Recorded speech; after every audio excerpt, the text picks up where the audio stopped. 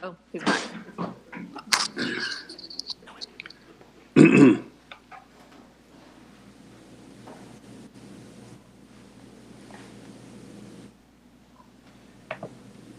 ready to go, Alex? Okay. All right, Mayor, we're ready to go when you are. Thank you very much. Good morning. Welcome to the Oxnard City Council Finance and Governance Committee regularly scheduled meeting. The date is April 28, 2020. And we'll have the city clerk take the roll, please. Member Lopez. Here. Member Perello. Here. Chair Flynn.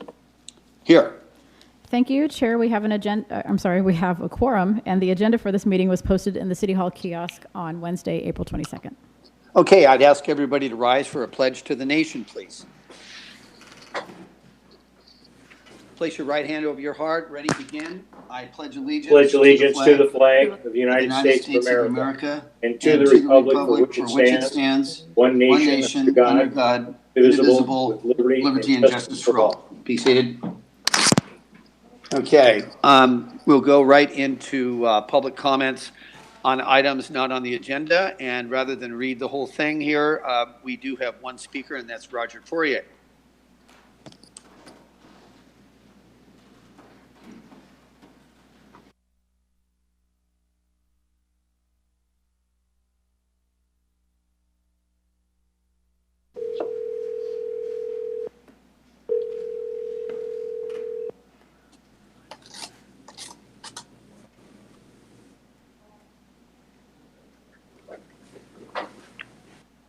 Good morning, Roger. It's Michelle, the city clerk. Good morning.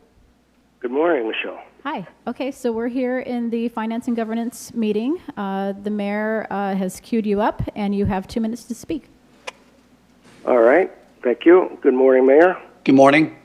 And council members and any staff that's present. I'm not able to watch the meeting on the city website. I don't know if that's a glitch or if that's just not a possibility anymore. It should be. It should be on. Yeah. It's a temporary glitch, Roger, but you could also try on the YouTube channel. Oh, it's on now. Oh, well, anyway. Good morning. So, I'm Roger Poirier. I'm the chair of the Parks, Recreation, and Community Services Commission.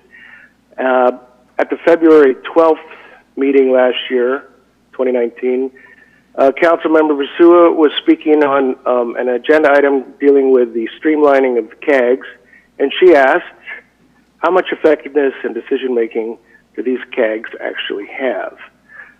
She asked for a report from staff on whether or not the CAGs are worthwhile, and what role do they play in governance, if any. For myself, I can say over the last year, been thinking about that question a lot, and I would say that it is worth it. It's worth it to me to learn more about how the city functions. It's worth it to me to try to make our parks and recreation programs better. And I'm fairly confident that the other commissioners feel the same way. I've been meeting with other CAG chairs, with Assistant City Manager Ashley Golden, Jason Zaragoza from the City Attorney's Office, and also with Michelle, City Clerk. And we've been trying to unify the CAG bylaws and procedures, and I think the discussions have been beneficial. We're learning about how each other's CAGs work, and we're learning about how to become more effective CAG members. So I think it's all to the good. The question I have is, what is the current thinking about how and when commissions will be able to hold our own web platform CAG meetings? Fremont South Neighborhood Council just had a Zoom Neighborhood Council meeting that featured several of you there, and apparently it went very well. So I'm just curious, will that option be available to the CAGs? Thank you, Mr. Poirier. Mr. City Manager, would you like to address that question? Yes, we would like to get to that as soon as we can. We have a challenge right now in terms of our staff capacity for the IT issues that we're facing. Just to be clear, the neighborhood council meeting that was held over Zoom, and that was implemented outside of the city system. Unfortunately, for the CAGs, we would have to do it with the city system, which we use Google Meets. But the point is, because it's an official meeting, we'd have to manage that through our systems, and right now we do not have the capacity to do that. But I do agree with Mr. Poirier that the CAGs are meaningful, and we will do our best to get those meetings up and running as soon as we can. I just don't have an ETA right now. Okay, thank you.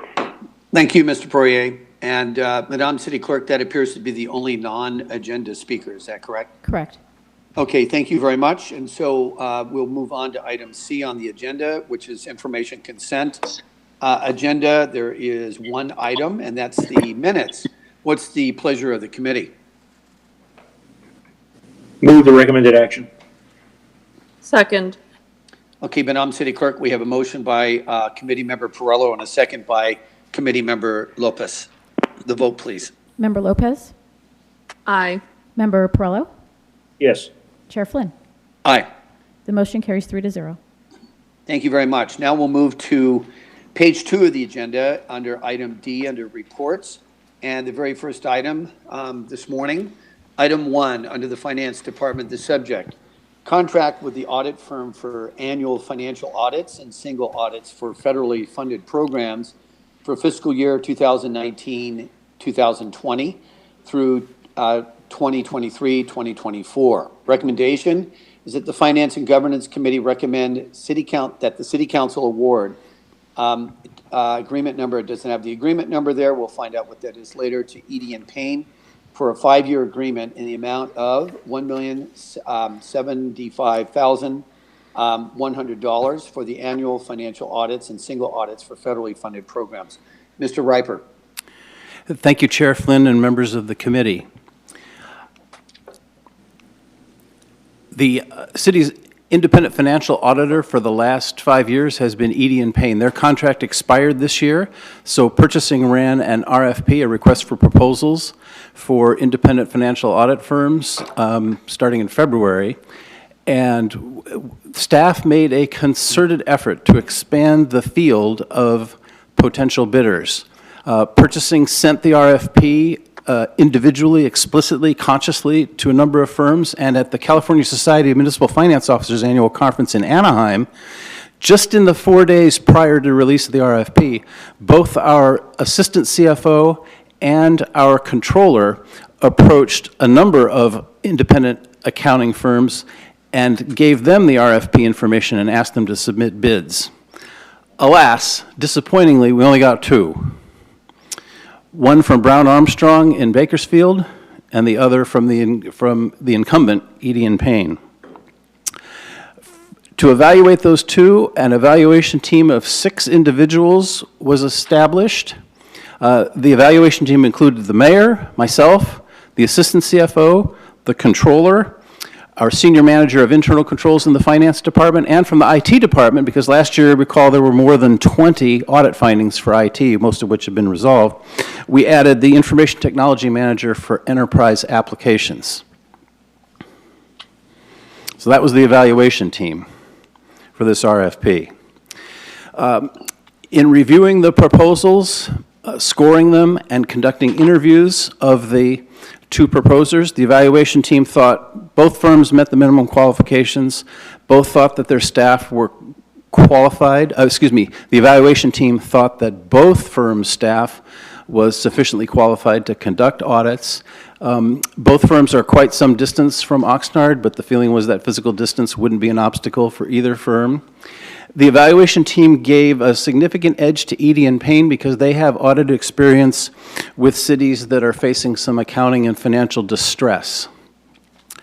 The evaluation team also thought that Edie and Payne's audit plan was much more realistic than Brown Armstrong's. On the other hand, Brown Armstrong had a significant edge in their proposed cost figure. When the evaluation team members did their final scoring, the edge to Brown Armstrong on cost was overcome by the functional benefits or the attractiveness of the Edie and Payne offer, the Edie and Payne proposal. So out of 100 possible points, Brown Armstrong, even getting maximum on cost, even getting the most points possible on cost, came in at 77 points, and Edie and Payne, even though they had only 25 points on cost because their proposal is more expensive, it was more realistic and they were a better qualified group. The evaluation team felt they came in at 83 points. So that's why the recommendation from the evaluation team to award the 5-year contract to Edie and Payne. Proposed cost, we have a fixed dollar amount from Edie and Payne for each of the 5 years of the contract, 3 years with 2 one-year renewals at the city's option. The total contract is $1,075,000, a little over $200,000 a year. Sounds like a lot. It is a lot, but it's not as much as the city spent in the last 5 years. That was $1.4 million. So we're almost 30% below the cost of the last 5 years in the proposal from Edie and Payne for the next 5 years. Mayor, you served on the evaluation team, so I perhaps should turn it over to you before I take questions. And also, Edie and Payne itself, partner Hong Nguyen is standing by if the committee has questions of Edie and Payne or of me. Mayor? Thank you very much, Mr. Riper. I'll just say to the committee that I was part of the evaluation team, and I was actually really impressed with the way it was set up and the criteria in which those bidding on the contract were judged. Because of the COVID-19 situation and a variety of other things, I wasn't able to be at the final meeting where the selection was actually made and scoring, but I was appraised from the very beginning of the criteria in which the auditor was to be judged, and I was contacted by Mr. Riper when the decision had been made to award the contract to Edie and Payne. He explained to me why the contract had been awarded to them, and I was in agreement with it, and so I'm happy that we'll actually have some continuity and that this was part of a bidding process that we're opening this up, and Edie and Payne has done a good enough job, obviously, to continue with the city. So I'm happy with the process. I'm happy that Edie and Payne was selected. And I'm also happy, Mr. Riper, that we're coming in at 30 or 40% less than we have in the past. So I'll open it up. Any questions by committee members? We'll start with Committee Member Lopez.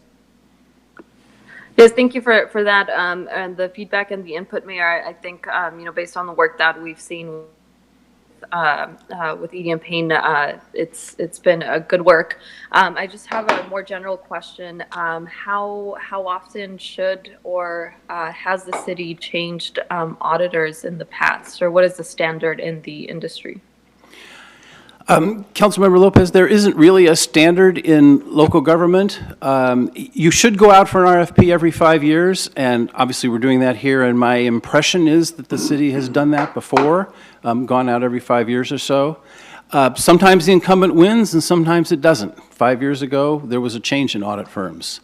So there isn't really a standard or a typical procedure one can point to. On the vendor side, private sector accounting rules require the selected auditing firm to rotate its senior partner on an engagement every few years, and that's why we get the benefit in the first year of the contract with Edie and Payne of 2 audit partners. Eden Casareno, with whom the city has been familiar the last 5 years, will serve as a transition partner to Hong Nguyen, who's standing by if you have questions for her. So we'll have 2 senior partners on the first year's audit, and then Ms. Nguyen will take over for years 2 through 5. But on the city side, no standard rotation. And this is the city manager, if I can chime in, and that's a really good point that the CFO points out. Within the audit firm itself, they rotate the senior partners so that internal to them, they have fresh eyes on us as well. And that's also a best practice. Thank you. And so I think that's a very good point. But additionally, considering their history and their understanding of the challenges that the city has had, having some knowledge of our city function and everything is beneficial. So thank you for that. That's the only question I had. So, Mr. Mayor, if I can chime in too, this is City Attorney. In the city's annual budget resolutions, there are financial policies that do speak to, in very general ways, the independent auditor and provides, in the past has provided that there be a minimum period that the auditor serve so that they can become familiar with the city and do their work, recognition that their work will take more than just one budget cycle, an auditing cycle to really get a handle on the organization. So in the past, that has been 3 years, but that again is a minimum, not a maximum. Very well. Committee Member Perrella, do you have any questions? Yes. Number one, I had some questions and I had an opportunity to speak with the city manager yesterday, and he addressed the questions. I'll share them with my committee members. Councilmember VNA, I appreciated that question because I was under the impression we needed to have a change in 5 years. But I do, again, the experience, the method by which they can plainly explain is a tremendous credit to the CFO that we have in place. I mean, the fact that the general partner, the vendor will change. I mean, I appreciated that clarification in a very simply understood method. Mr. Riper, thank you. The concern that I had was, if clarify things right from the go, Mayor, it mentioned that you were able to attend a lot of these things, but in the staff report on page 5, the very last line, it said that then the interview firms via evaluation kickoff meeting, you were able to attend that stuff. The review, the proposals, the interviews, both firms via teleconference, COVID-19 response meeting precluded the mayor from attending the interviews and the scoring. So I just want to be clear. You did not have the opportunity, Mayor, to speak with any of the applicants for this job? I believe, no, I wasn't. I attended the initial meeting, and then there was only one additional meeting, I think, right, Mr. Riper, where the candidates were ranked. Correct. Interviewed and then ranked and scored. There were only 2 meetings, Committee Member Perrella. I was able to attend the first one, and then, like I said, just for that second one, it so happened that the COVID-19 thing happened, and then there were a variety of conflicts, and so I wasn't able to attend, and so it went through. Yes. Okay. I just wanted to be clear on that one because I was very strongly held feelings that after 5 years we needed to change the auditor, but being that we only got 2 applicants and this one did score higher, and something that I need to explain and speak in plain English. All of the applicants, all of the individuals that were in the interview process, city side, none of them were here in the past with various issues that have happened since I came on board the council in June of 13 or previous to that date.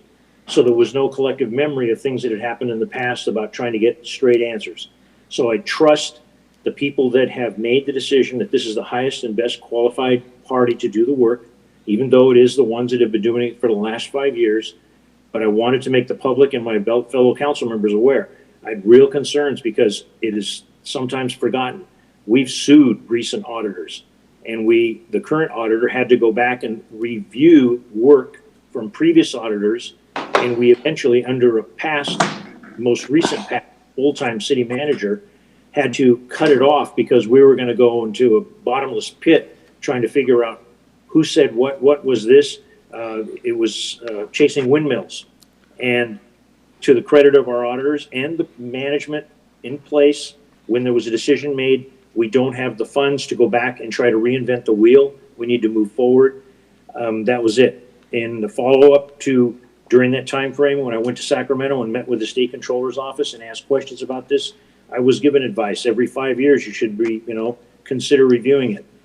As my service on the Ventura Regional Sanitation, when the auditors come in, I've asked the same question. And their answer is, best practices every 5 years, you should consider it. But if you're satisfied with our work, we would definitely continue working along. Yeah. I will change my view on adamant that it has to be changed after 5 years, go along with this recommendation. And one of the biggest pieces of going along with this recommendation is the quality of staff that's been brought in to handle our finances in the finance department. And the people that work there, if I did not go along with their recommendation, I would show no confidence in their work.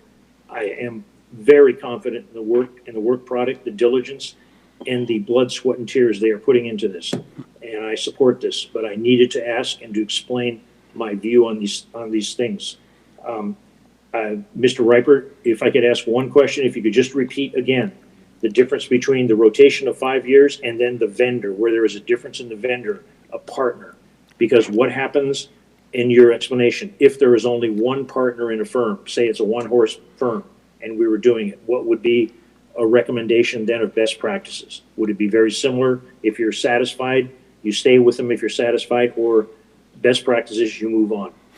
That's the questions I have. Yeah, almost certainly a one-partner firm would not be large and deep enough to audit a city of the size, complexity, and depth of Oxnard, so I don't think that would come up with us. But the practice of the private, of the independent financial auditors needing to swap out audit partners every 5 years or so is to prevent exactly the kind of overfamiliarity or coziness that you and the mayor have been referring to. Okay, thank you very much. And Mayor, one last comment. In reviewing the reviews of the work that the current auditor is doing, it showed and mentioned that they're doing work for the city of Compton. It struck a red flag in my mind. I went back and looked at the times, and I appreciated again Mr. Riper's statement about this firm has been dealing with cities that have had some issues. Anyone that wishes to look up the city of Compton in the last few years, they will get an eye-opening of things that can happen. So we definitely need a good auditor. We need good people that are giving them information. No hiding the salami. Everything goes down the road and everybody knows what's going on, because there's still a tremendous amount of public distrust because of what has happened in the past. And there are certain instigators that love to continually stir that pot to the detriment of over 250,000 people in the city. Thank you, and I support this totally. Okay, thank you very much. What is the, oh, I'm sorry, and we don't have any speakers, right, Madam City Clerk? Right, not for this one. Okay, and then what's the pleasure of the committee? I'll move the recommended action. Okay, Second. very well. Madam City Clerk, we have a motion by Committee Member Perillo and a second by Committee Member Lopez. Member Lopez, Yes. Member Perillo, Yes. and Chair Flynn. Aye. The motion to approve carries 3-0. Okay, thank you very much. Now we'll go to the final item on the agenda, which again is under item D of reports on page 2.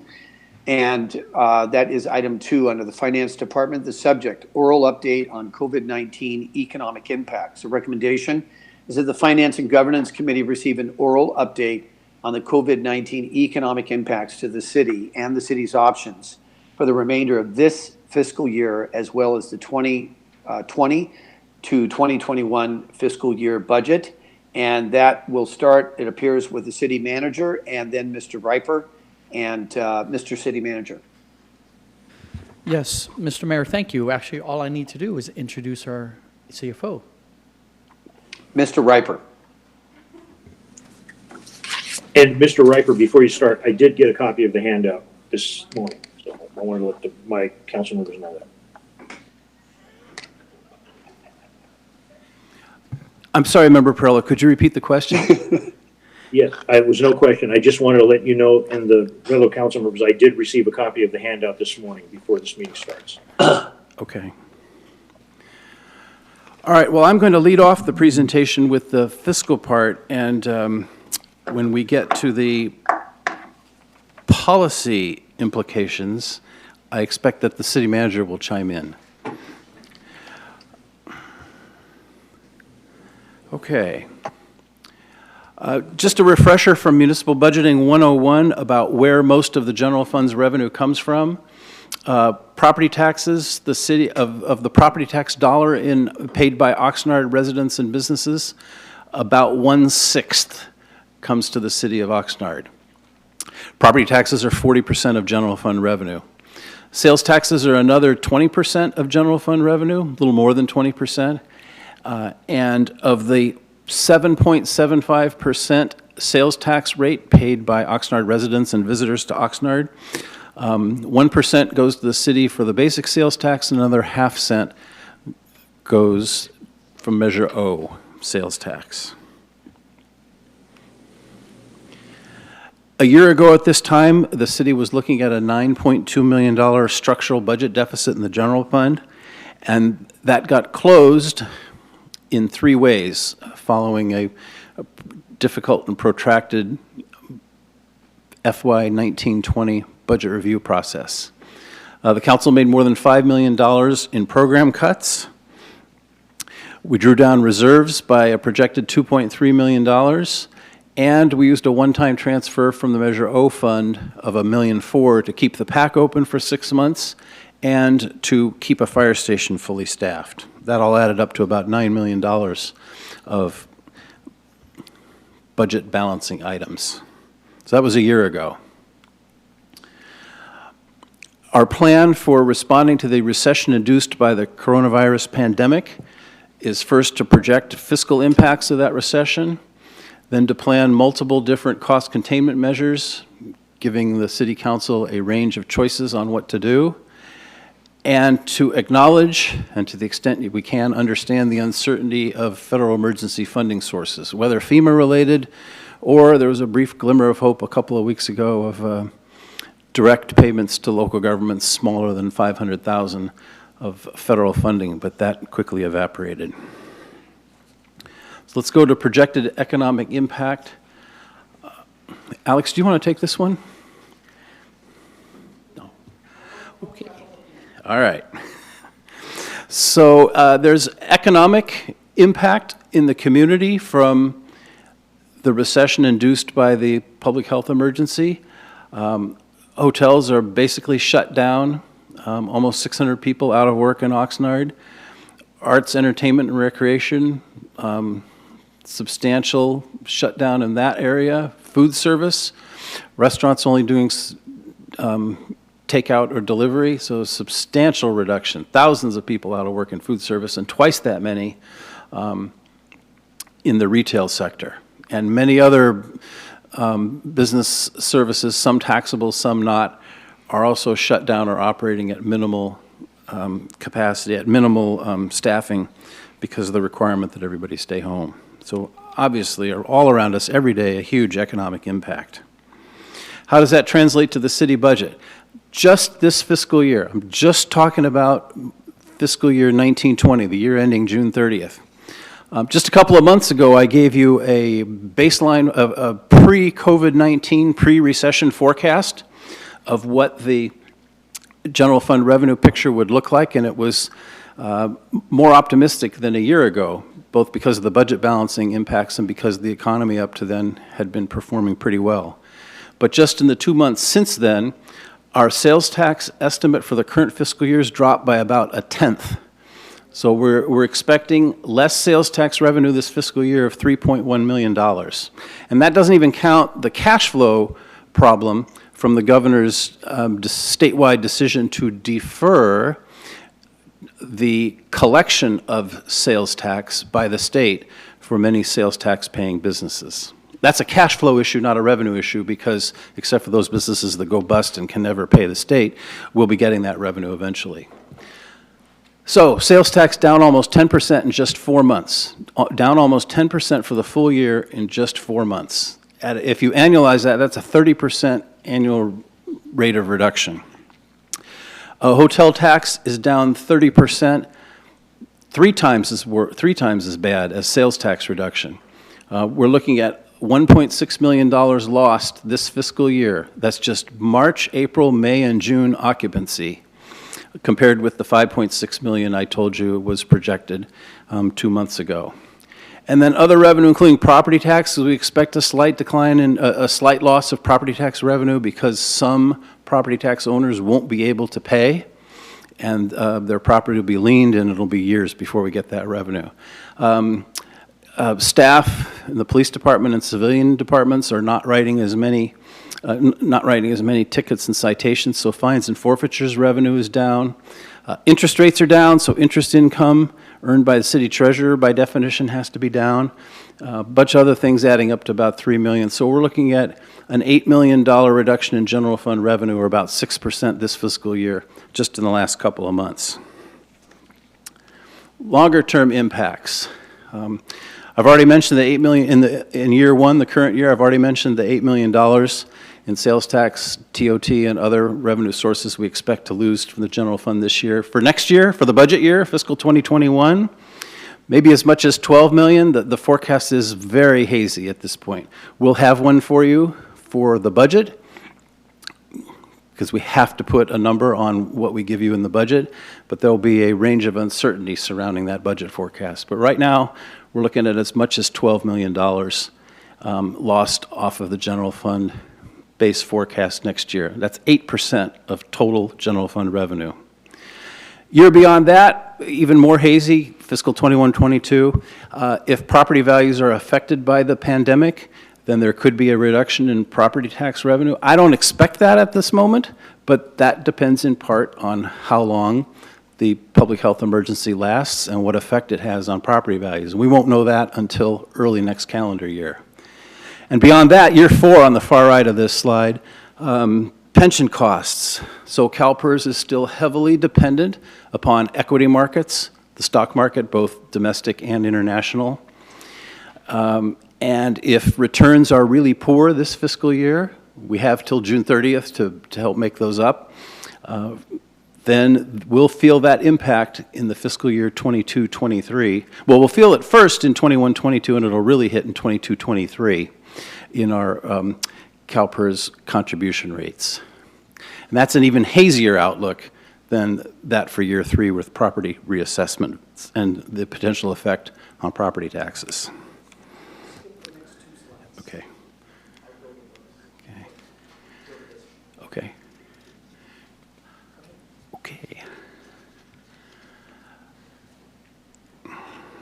So this slide explains the possibilities for federal relief for local government. As I said a moment ago, none of which has been enacted yet. The current act provides only allows aid to municipalities only with populations of 500,000 or more. That's 1 out of every 200 municipalities in the country. Only 36 different cities have a population of 500,000 or more. Everybody, as you see on the upper right-hand quadrant, everybody is reporting budget shortfalls, much like I just gave you for our general fund. In the lower right, a national survey talks about furloughs and layoffs that are coming in most municipalities, or at least that are planned. They probably haven't happened yet. And as I went through a few minutes ago in the lower left-hand side, the loss of revenue sources across the board because of the lower economic activity from the national shutdown. Alex, do you want me to go to the next slide or back to the other two? Okay, and the last slide on this is the vast unknowns about whether federal relief might be coming and how much. The formula is obviously crucial. Cities would much prefer grants than loans, and we'd take reimbursements for our COVID-19 response costs. But my projection, the fire department's projection, is that reimbursements from FEMA for direct costs related to COVID-19 response are more in the hundreds of thousands of dollars. I just gave you revenue estimates in the millions of dollars for general fund revenue foregone this fiscal year and next fiscal year. So cities like Oxnard will be hoping for a formula that gets to millions of dollars to backstop some of the revenue bleeding that's occurring as a result of the economic shutdown. And then there are issues of how the money would get to the cities. We would prefer it to come directly to cities, and then when.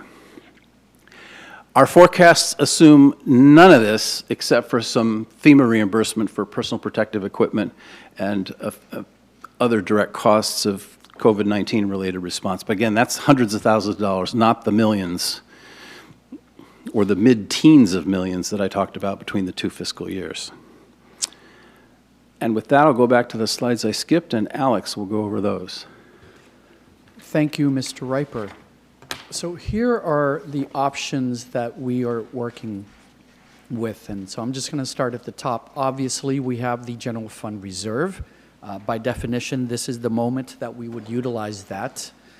Now, if you recall the numbers, and by the way, I think the operative word for this staff report is hazy. everything remains hazy, and that's difficult for us. But in the coming weeks, we are going to have to put a budget into the oven for you. So at that point, we will have numbers that add up and make as much sense as possible. So between the balance of our structural deficit from last year and the revenue decline just in the last month and a half alone, we know we're going to burn through our general fund reserve. I've also, as I've reported before at a earlier council meeting, that we've asked employees to voluntarily freeze increases in the coming year. That could save us $3.5 million. At this point, I still only have 2 of the unions in terms of their leadership who have come out in support of this. They still have to take it to the vote of their members, and I'm waiting to discuss it further with the remaining bargaining groups. We can Mr. City Manager, can you inform us again, how many bargaining units total are there? 6 total. Thank you. So we can certainly, and we will, freeze most hiring, and I say most because there are certain positions that we urgently need, and then there are others that are that perform work that is mandated by higher authority. So that will save us some money. We continue to scrub our contracts and annual memberships, but again, the city's been doing that for years, so I don't expect notable savings there. We've already let go of the part-time employees and the fire academy that we had just spun up right as this coronavirus hit. So there's some savings there. The last 2 options, as you could see from the national chart earlier, more than half the cities of our size in the country fully expect to resort to furloughs, if not cuts. I really want to avoid that here. Given the recent history in this organization, there's really not much left to cut unless the council is willing to, or perhaps is forced to consider elimination of entire programs and services. And then finally, for the sake of cash flow, we can borrow from our enterprise funds, and that's something we'll actually discuss with you at the next committee meeting in 2 weeks. And again, that is necessary just from a cash flow perspective, and that's also largely due to the deferrals that the governor has granted in terms of sales tax payments.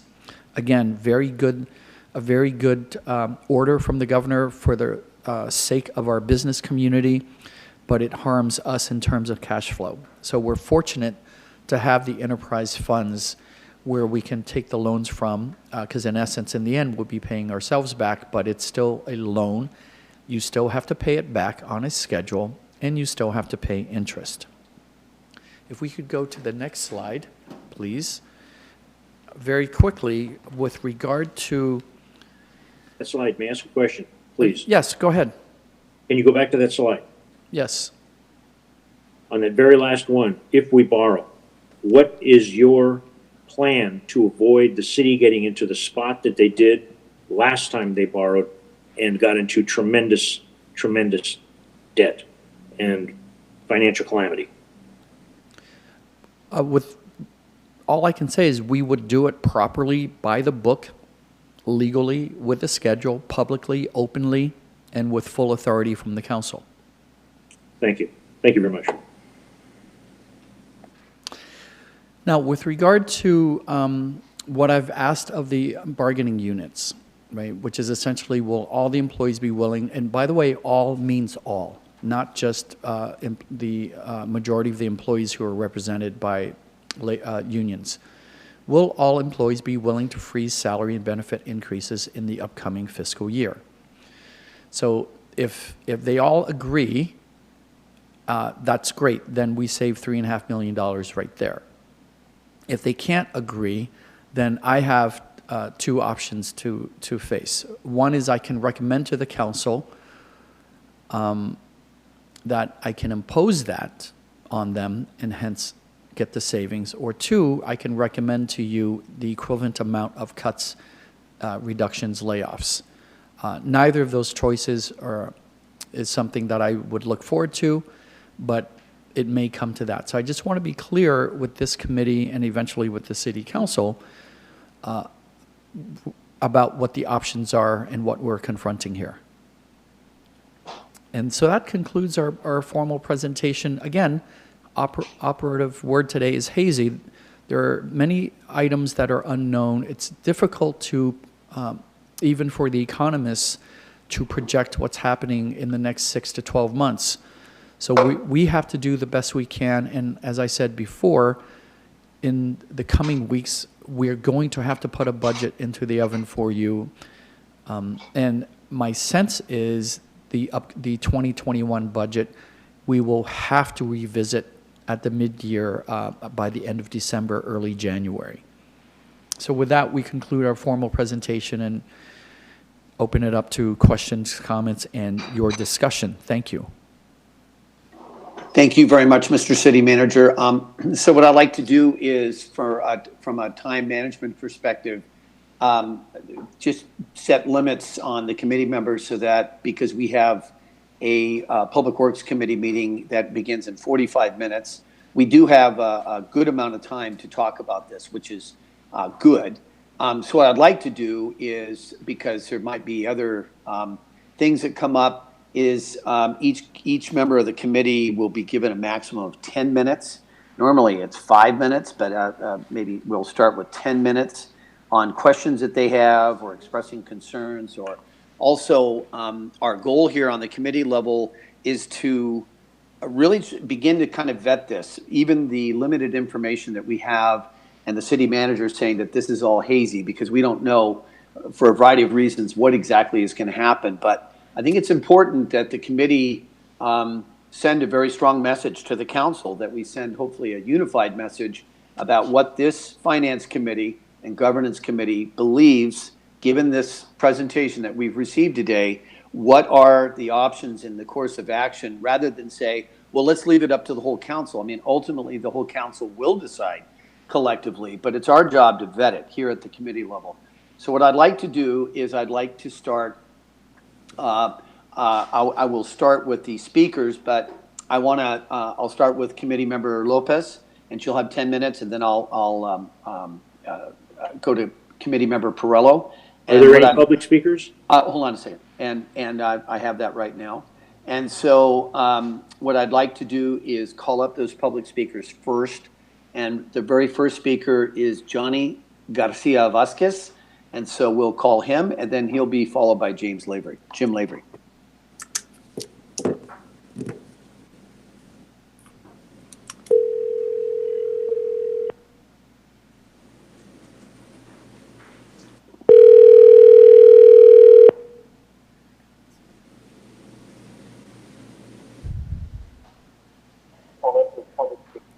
Hello, Mr. Vasquez? Yes, this is him speaking. Hi, it's Michelle, the city clerk, and we're here in the Finance and Governance Committee, and Mayor Flynn has given you 3 minutes to speak. Thank you.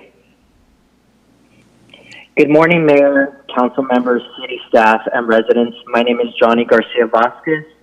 This morning, as a resident, I'm speaking to you to advocate on behalf of our local seniors and restaurants, to encourage that the city of Oxnard take the lead to implement here locally that restaurants deliver home meals for seniors.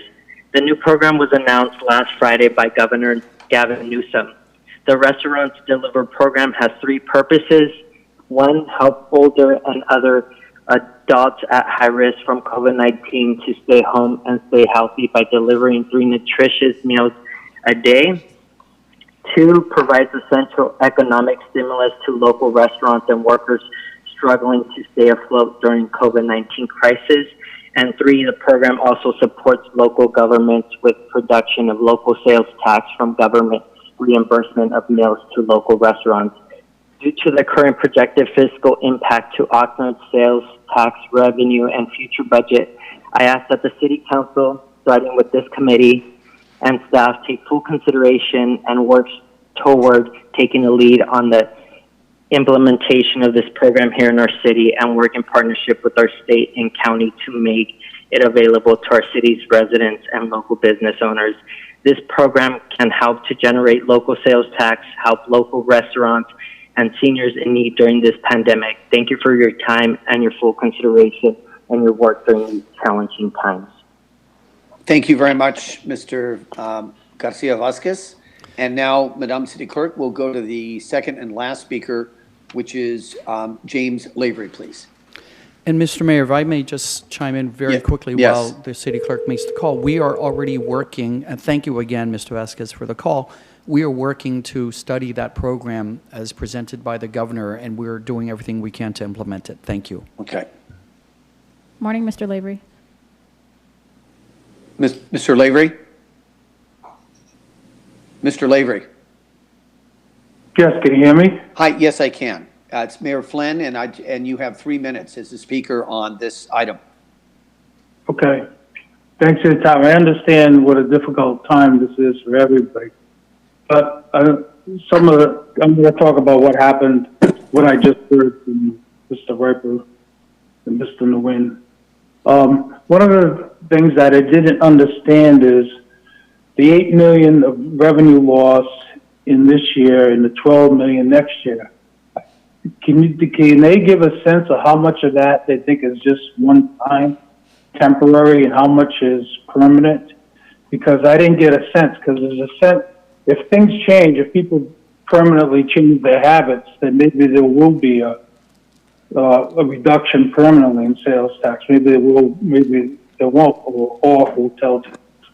So I didn't get that sense. And another thing I would like to have seen is, okay, if the city's going to run out of fund balance, when is that going to happen? Reserves is going to happen early next year, I imagine. So what's the plan? I would like to have a more fleshed out plan as to what's going to happen.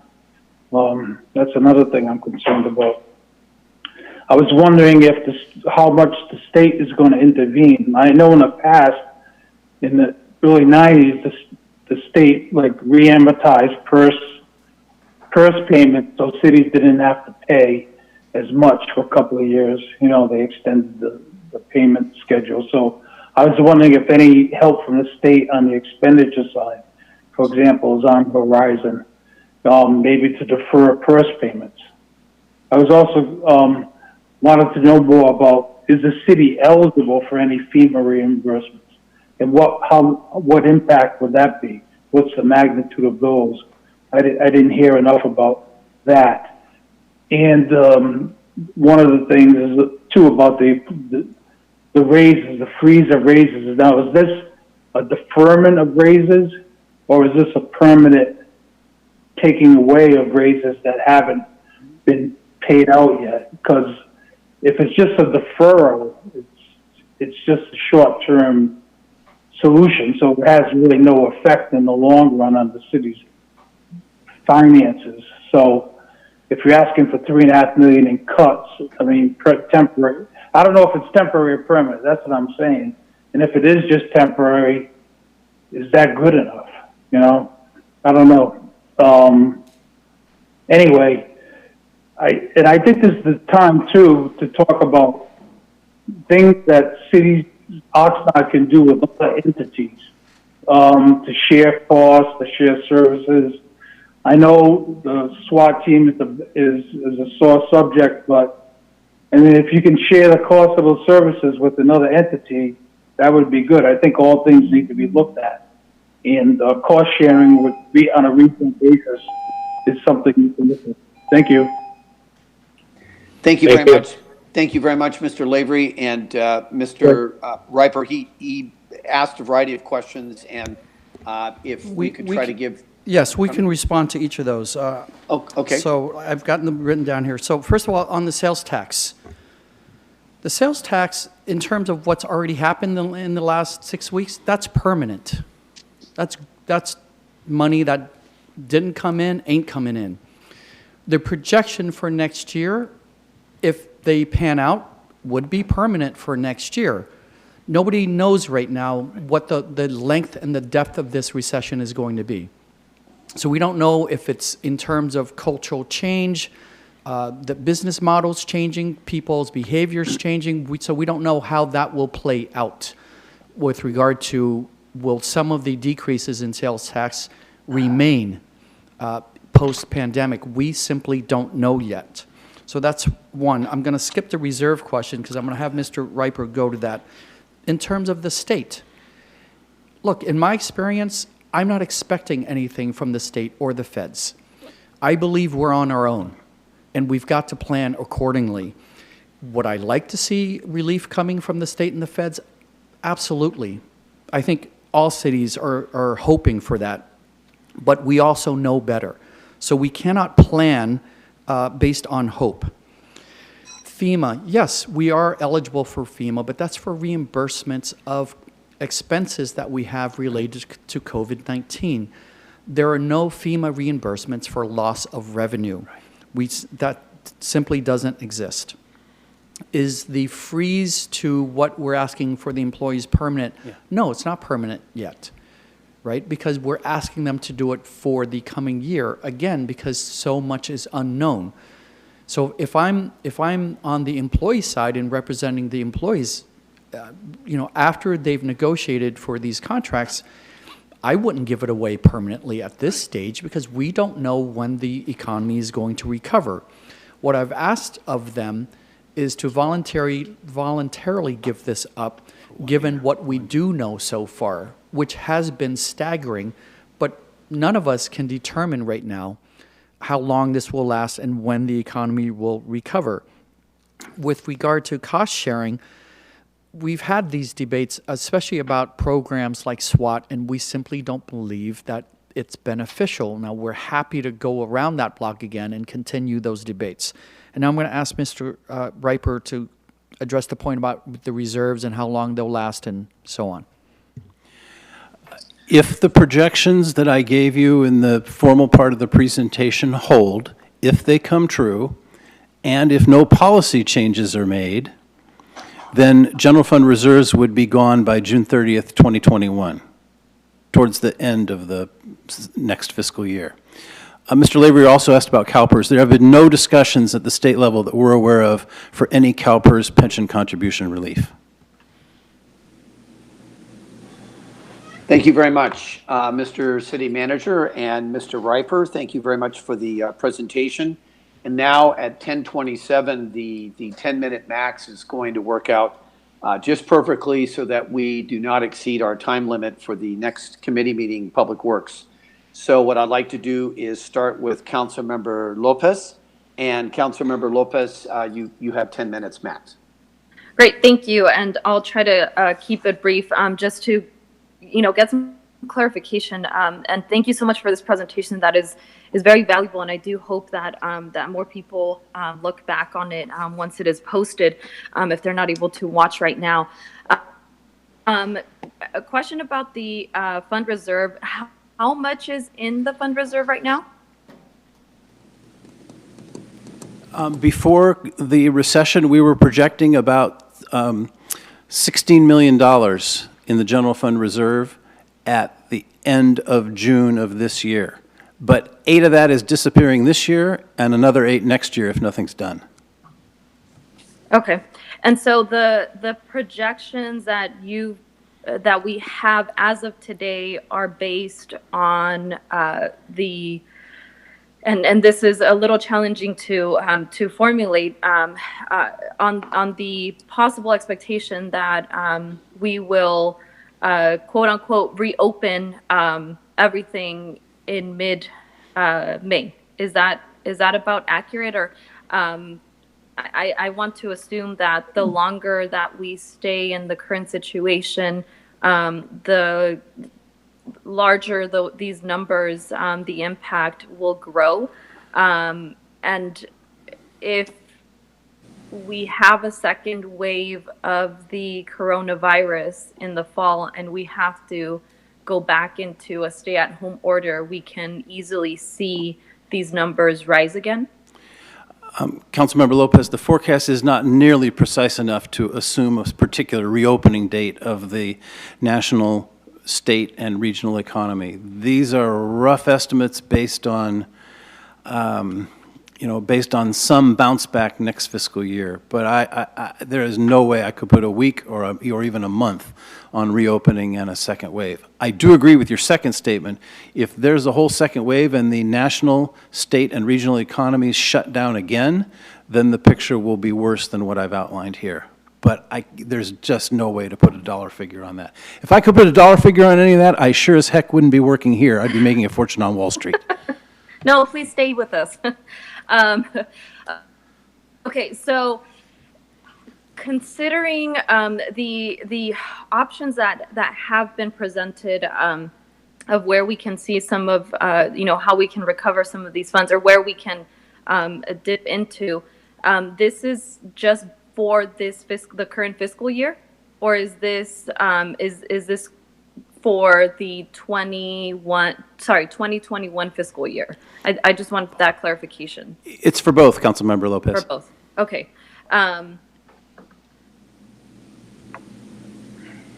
Regarding the freeze, the employee freeze for the bargaining units, is that something that they would recover, or will they not see anything from the current year? That is something they would give up for the next fiscal year, and if all goes well, they would get it right back. But there would be no retroactive pay. Right. Again, I just want to restate what I stated at the council meeting. The economy is collapsing around us. Everyone is hit. There's no way that we as public employees get through this pandemic without giving up some of what we have. Thank you. Thank you. Yeah, thank you for that clarification. And tying that into the Fire Academy that was eliminated this year, are we expecting that for the next year we wouldn't also have a Fire Academy? So the good news is our fire chief is here, so I can have him address that a little bit. I think it depends on where our budget is, and I can tell you I would like to see us relaunch a Fire Academy, but I'm going to let him come and speak to that question. Thank you.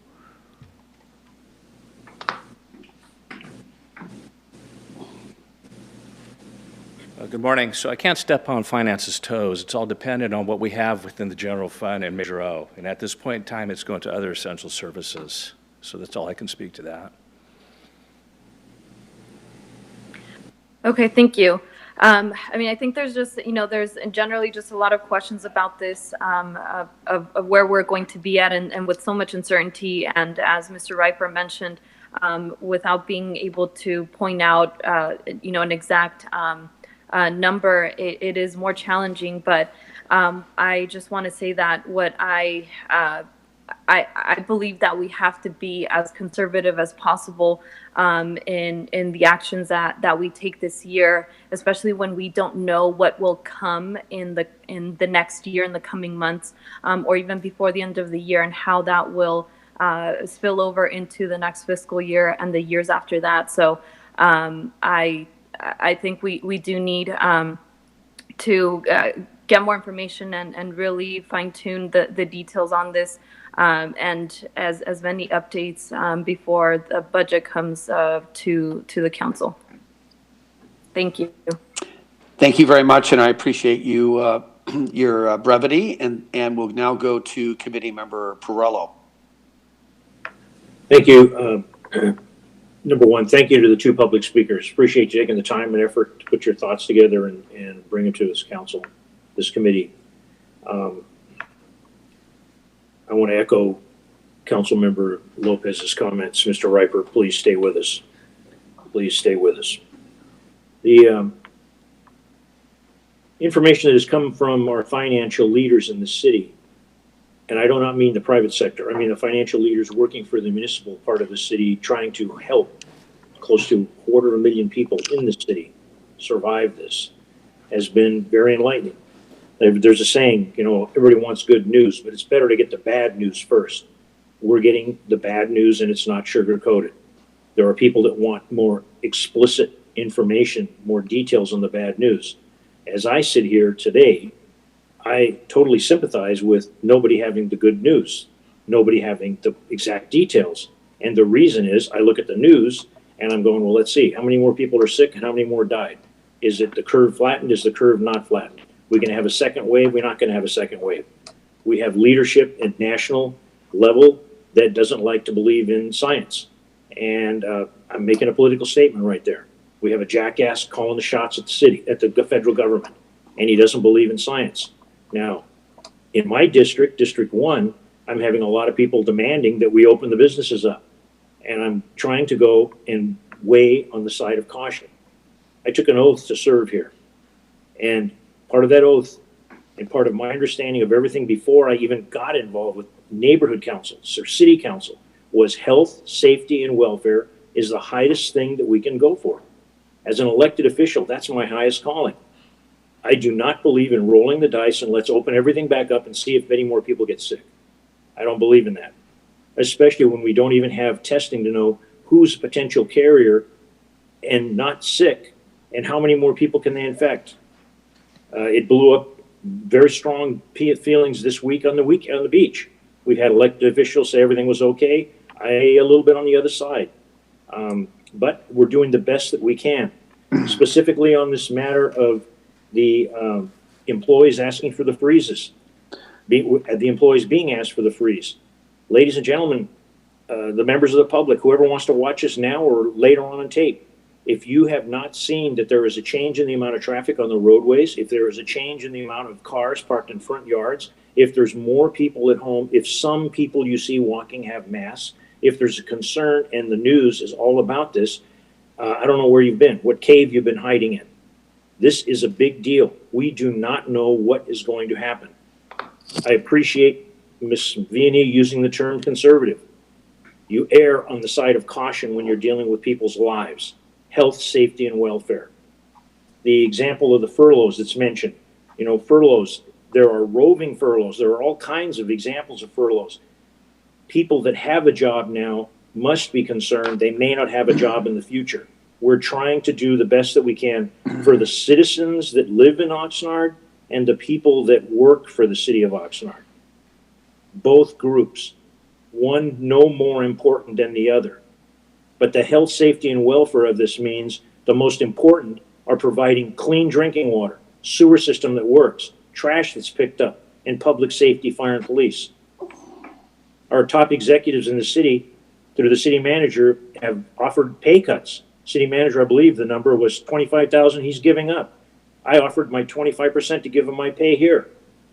That's not going to fill a thimble in the problem that we're looking at.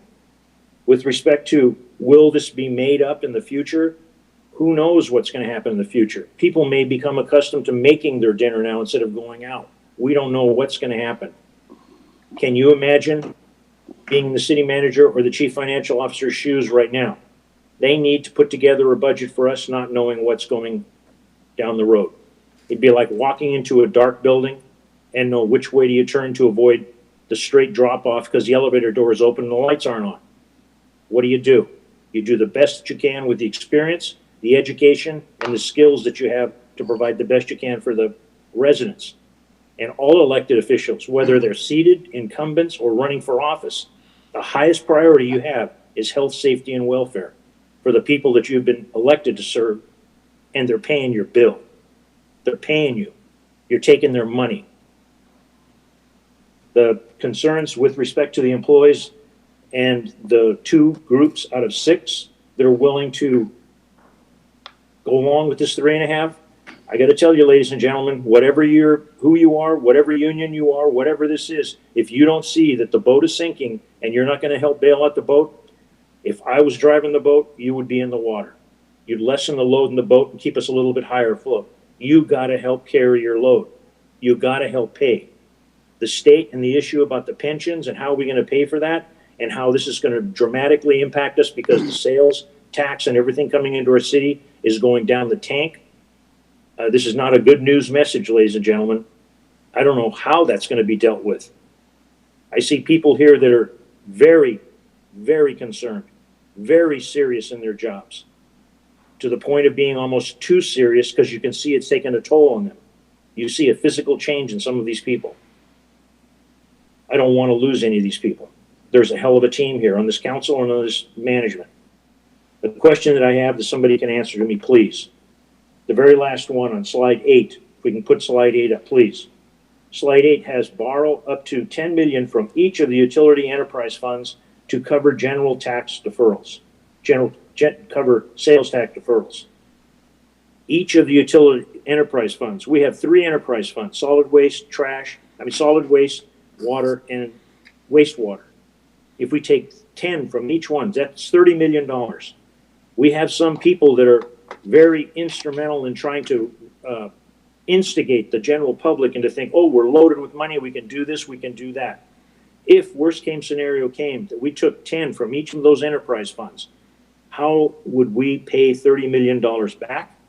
That's one half of my question. The second is, what happens to the bond ratings that we have if we reduce our reserves in those accounts by that much money? And what happens if those bonds fall back into the situation where they were in the past, when there was the potential that people could call the bonds? That's a question that I hope somebody can answer right now. The rest, I have a lot of faith in the people that are working here. Do I trust them? Yeah. Do I make the sign of the cross? Yeah.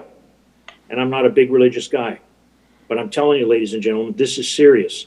And when we sometimes hear from our residents and they want us to, I need this, I need that, I need this, I wonder how realistic they are in their own personal lives until it hits them. I don't want to be a council member and we're picking up people that have died because we didn't pay attention to looking out for health, safety, and welfare. And if you could answer my questions, I'd appreciate it. Thank you very much for the presentation. Thank you. Mr. Riper, quickly, I don't know how long that will take, but we have about 2 minutes, please, to answer those questions, if you could, please. I'll go quickly. If we had to borrow up to 10 million from each of the 3 enterprise funds for a total of 30, that would be the worst case. And we'll talk more about this 2 weeks from today at the committee meeting. We would recommend repaying it on a 10-year repayment plan, precisely because we don't know how long the effects of the recession are going to last.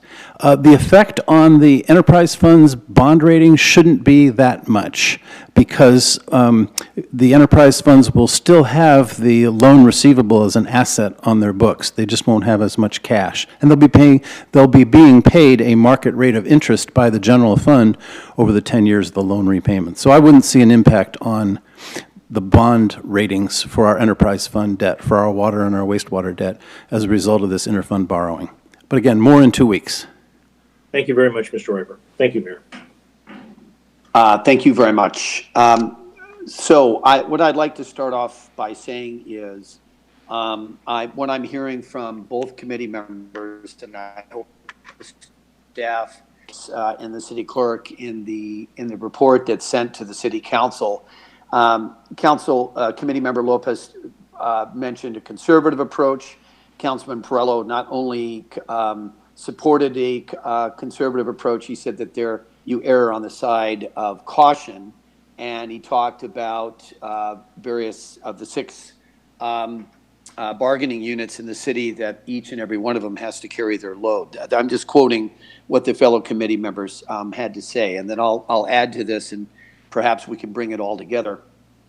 What I'd like to first say is that one of the things that we perhaps learned from the cuts that we made in this current fiscal year is that some of the bargaining units, not necessarily all of them, but some of the bargaining units that we're talking about, labor unions in the city, didn't feel as if the upper management had communicated with them sufficiently enough. I don't see that happening now. I see that Mr. Nguyen, who has been giving us regular reports on his interactions with the unions, is communicating with them.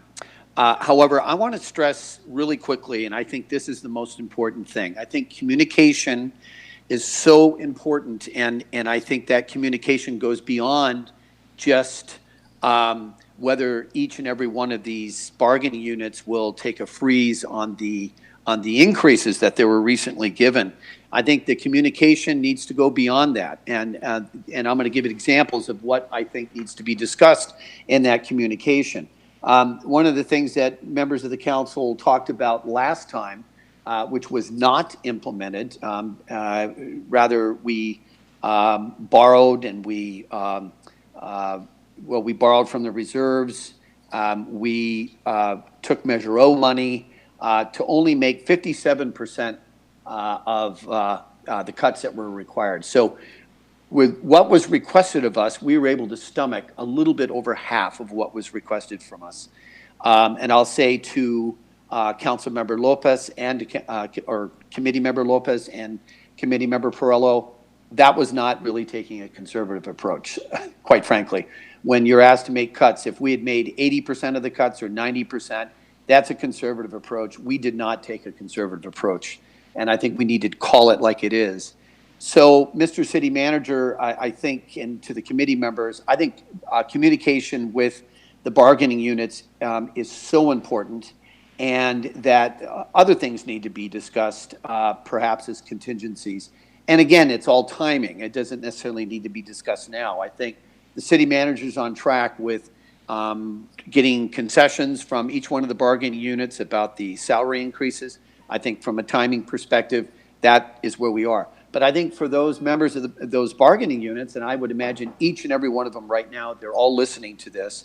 I think there's a lot of things that need to be considered. And so what are those things? Should all members of a bargaining unit take a pay cut versus furloughs or layoffs for others? I mentioned as a teacher, a 25-year teacher, back in the at around 2008, 2009, when our bargaining unit, the teachers, faced a real steep reduction of revenues, the union collectively decided, I wasn't part of the union leadership, but the union decided rather than lay off the newcomers, that the union that are, as teachers, we would take a pay cut. That's what we did. As a union, we took a pay cut, and that was to avoid layoffs and furloughing employees. So I think at some point, Mr. City Manager, beyond just the 3.5%, again, it's all timing. These are the types of things that we need to be willing to talk about. And communication is so important, and it goes both ways, right? It takes two to tango. So my first emphasis to the city manager is communication, and to my fellow committee members. Second, one of the things we saw with the proposed cuts, remember, we only made 57% of the cuts this last current fiscal year, is that council members who in representing various districts, if those cuts were going to adversely impact their districts, they were more resistant to those proposals. And I'm not being prescriptive about where the cut should be made. I'm just saying council districts, I believe this is the consequence of having council districts. And so there wasn't necessarily as much unity as I'd like to see at the council. So I think the second message that I'd like to send to the full city council is we need council unity to the greatest extent possible, and no divide and conquer. And we have to look beyond councilmatic districts about the overall good of the city. Remember what Committee Member Lopez said, Committee Member Perrello said, the conservative approach. We did not take the conservative approach this last time. The third thing is there are lessons from history. And the lessons from history, committee members and Mr. City Manager, is that while neighboring cities made very steep cuts during the last recession, and they fared much better once their cities and the economy came out of the recession, Oxnard did not make the cuts. And that caused an acrimonious relationship with the community, with the public, with the unions. I mean, everybody was upset. And they had been told one thing, many people say, but a completely different thing was the case. Where's the money, people were asking. Where has the money gone? And so lessons from history tell us that the more we're willing to again, our decisions have to be balanced decisions, and it's constant communication with the bargaining units and with the public. But lessons from history have taught us that too often the can has been kicked down the road. Councilman Perrello and Committee Member Perrello often uses that term. The can has been kicked down the road. And so we need to avoid that. I want to stop myself and say, we all hope the federal government's going to bail us out. Let me say this to all the bargaining units. We hope that there's going to be a magic wand by the President and by the Congress of the United States, and that they're going to send money to municipalities. But given the overall situation of borrowing $2 and $3 trillion, what do each and every member of the bargaining units, the city manager, the committee members, do you really think that we're going to be totally bailed out by the federal government? I don't think it's likely. I hope that we get assistance from the federal government and from the state, but I don't think it's likely. So I'd like to end and say that the reserves, which Mr. Riper talked about, 16 million before this crisis hit, we're going to use 8 million this year. I think that we really need to take a closer look at that. Do we want to draw down those reserves even further? Because the bottom line is shutting down whole departments. Let's get specific. Shutting down the library. I mean, the library's already been scaled back, but shutting down the library. Let's go one step further. Shutting down recreation. Chief Whitney, when he was the interim city manager before Mr. Nguyen was hired, said to me, and he said to the council, and he was very straight talking about it. He said, you know, we're getting to the point where we're only going to be able to offer core services to the public. And he never spelled out what he meant by core services, but the fact of the matter is that we've generally considered libraries and recreation to be part of those core services. So I'm not even to the point of asking questions.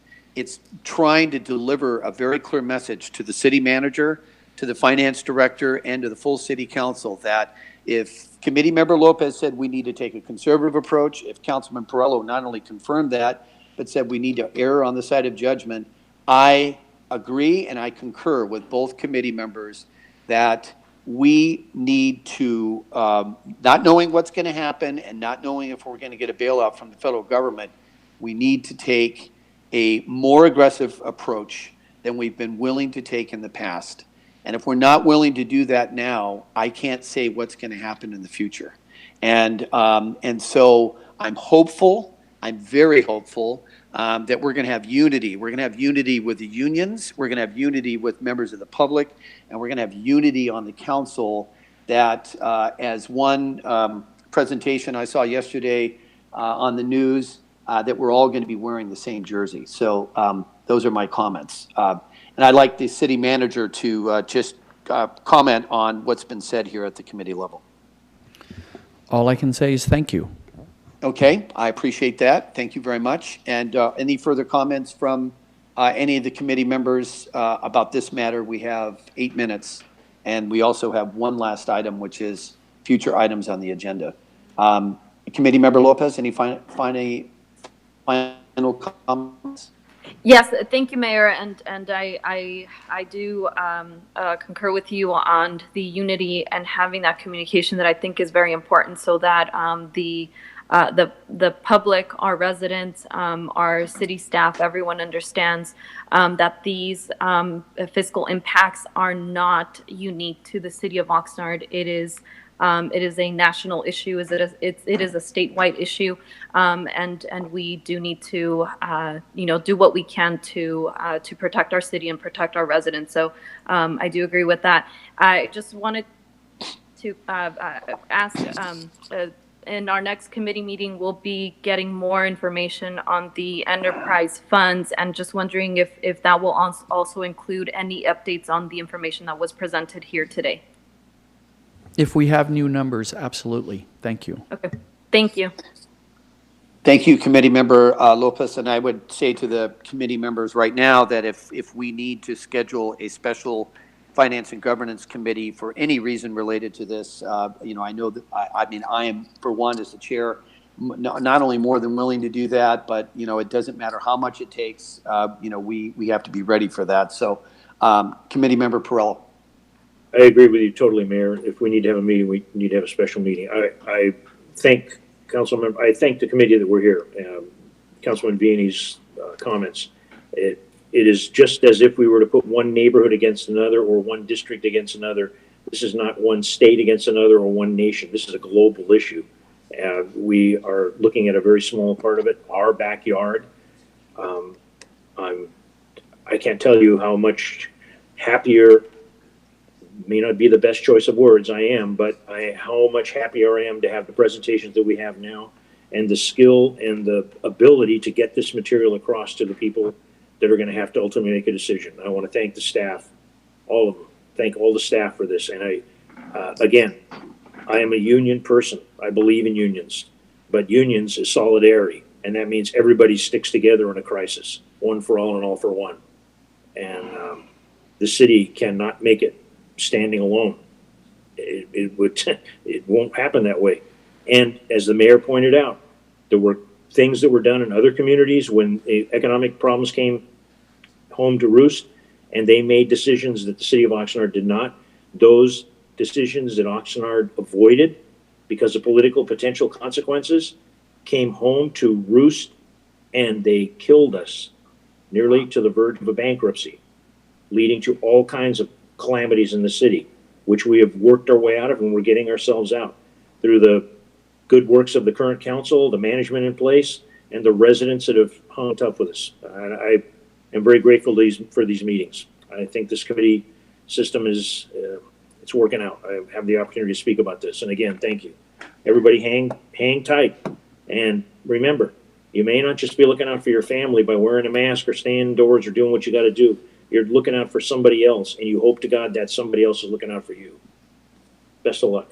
Thank you very much. And it's 10:56, just with a few minutes left till the Public Works Committee meeting starts.